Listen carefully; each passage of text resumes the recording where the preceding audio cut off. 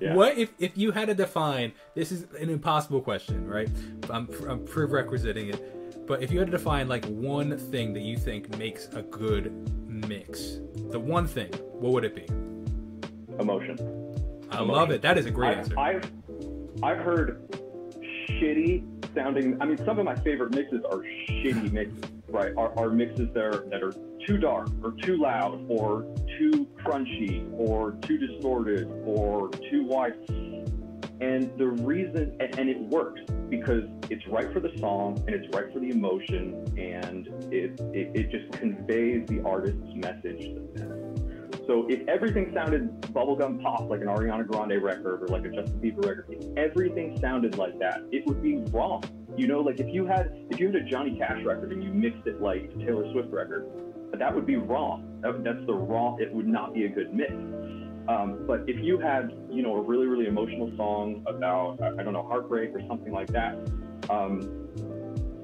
maybe the mix should be kind of quiet. Maybe it should be intimate and dark, and maybe that aesthetic wouldn't work with, you know, a bright pop happy record, right?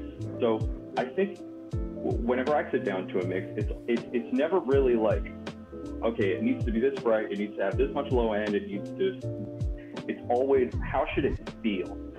And that has nothing to do with that has everything to do with that specific song and nothing to do with like a mix template or what I think the record, you know, my kick drum sound or my snare drum sound. There is no such thing. Yeah. It's really what's best for the record every time, and what the client wants, what direction they're looking to go with it within that context. Absolutely.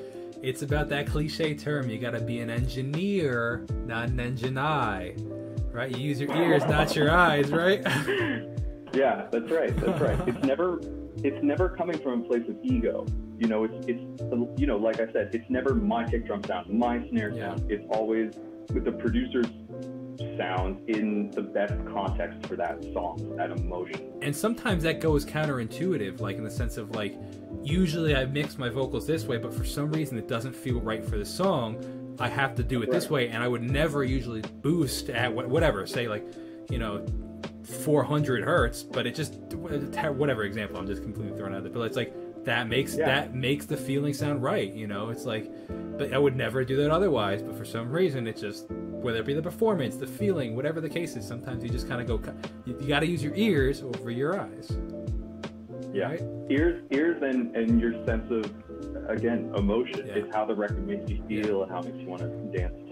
And it's funny too, because 99.9% of the imperfections that we as producers or mixers or artists feel or see, there's a 0.1% that people actually first will even notice, and then you take that 0.1% that people notice, and there's like a fraction of that people even care about.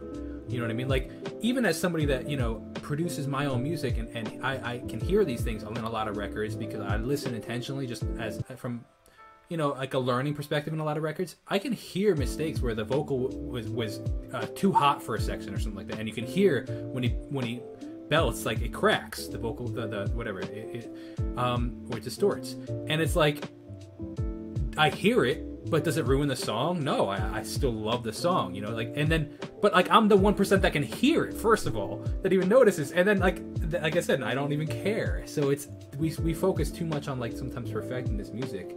We don't need to. It's like I agree.